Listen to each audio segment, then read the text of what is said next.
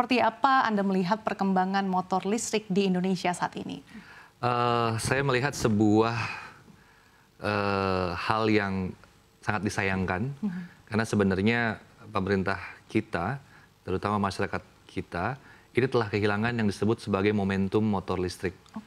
Jadi momentum motor listrik yang tadinya pada tahun 2022 itu penuh dengan antusiasme dari masyarakat, baik itu masyarakat menengah ke bawah maupun masyarakat menengah dalam SES AB maupun BC, itu telah kehilangan momentumnya.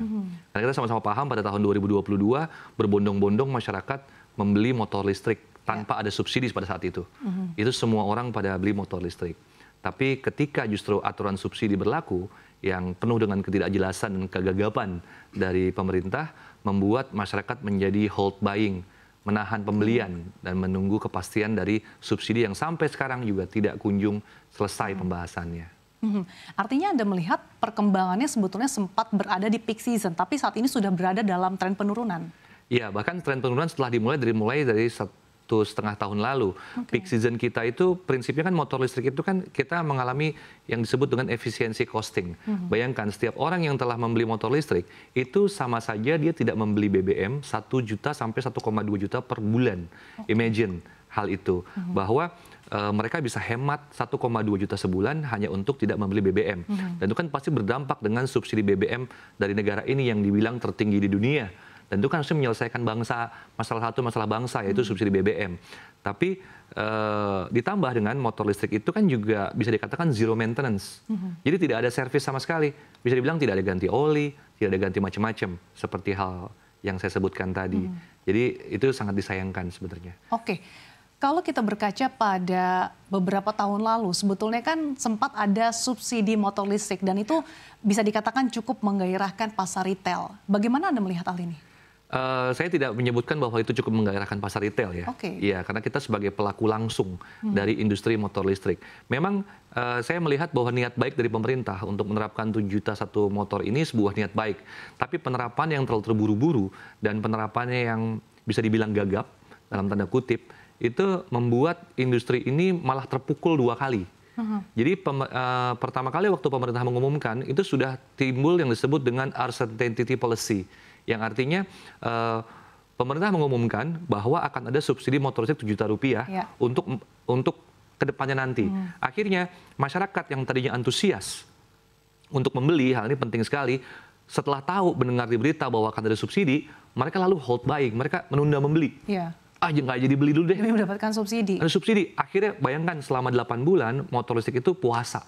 Karena retail jadi drop. Retail anjlok. Bisa tanyakan sama teman-teman CEO yang lain dari seluruh industri motor listrik, mereka mengalami penurunan yang sangat tajam. Bahkan bisa dikatakan, saya tahu persis juga bahwa ada beberapa yang akhirnya gulung tikar. Dan akhirnya tidak ikut dalam enthusiasm dalam industri motor listrik ini.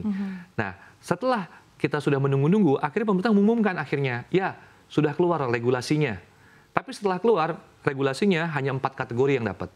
Salah satunya adalah listrik harus 450 watt, lalu yang kedua harus prima BLT. Kita sama-sama open mata kita aja. Di Jakarta, siapa sih yang listrik di rumahnya 450 watt?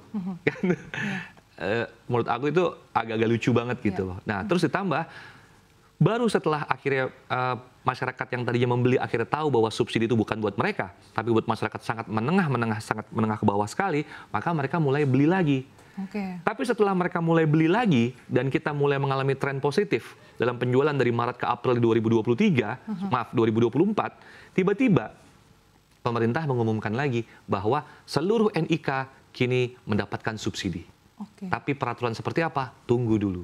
Itu kan sama aja dengan jangan beli lagi, tunggu. Artinya ada ketidakpastian regulasi dari pemerintah ya? Ya itu memang fakta yang terjadi. Memang perubahan dari peraturan pemerintah itu berubah berkali-kali. Dari mulai 4 kategori, lalu berubah menjadi seluruh NIK dapat. Nah, kita memahami pada pemerintahan sebelumnya bahwa tingkat TKDN itu adalah untuk melindungi anak bangsa. Dan saya setuju sekali dengan hal itu. Makanya kita tidak lagi melakukan impor baterai. Kita melakukan baterai lokal. Kita penuhi, bahkan sekarang Tangkas motor listrik merupakan salah satu merek yang TKDN tertinggi di Indonesia, yaitu 64,9%. Hampir 64,9, 64,2 dan 64,9. Aku lupa persisnya yang tulis di atas 64%.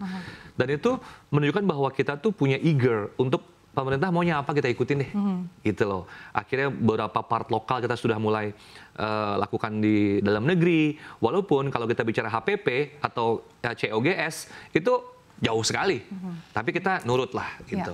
Nah, tapi itu juga dari sini saya sudah berkali-kali melakukan audiensi dengan Kemenperin dan juga audiensi baik itu dengan pemerintah. Tapi memang kegagapan dari pemerintah, khususnya di sini saya sebutkan adalah Kemenperin, itu memang tidak siap menghadapi situasi seperti ini.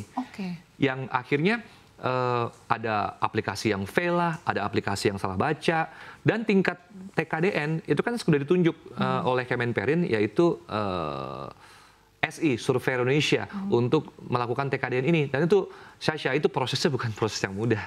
Butuh waktu berapa lama sih, Pak? Kita ngurus TKDN itu dari mulai 20, 30, ke 40, sampai 64% itu satu tipe, bukan satu merek loh ya.